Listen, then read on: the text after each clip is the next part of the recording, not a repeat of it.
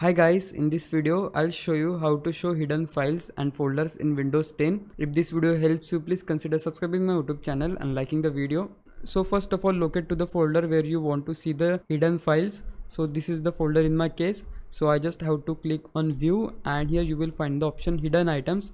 So just check this box, then you will see all the hidden files on this particular folder. If you want to hide them again, just click on view and uncheck this box, so your file will get again hide. But in case if you want to see all the hidden files of your PC, for that just locate your file explorer and click on the file which you can see at the top left hand corner.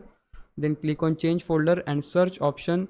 Now click on view, and here is the option which we need to select, which is show hidden files, folders and drivers. And in case if you want to see the hide protected operating system files, so just uncheck this box, then click on yes and hit on apply. But I don't want to see my hide protected operating system files, so I'm just going to check this box and now hit on apply and okay. So from now you can see all the hidden files of your PC. And yeah, that's it. Now if I was a big help, you can just subscribe my YouTube channel. I would really appreciate it. For now, thanks for watching. Bye bye.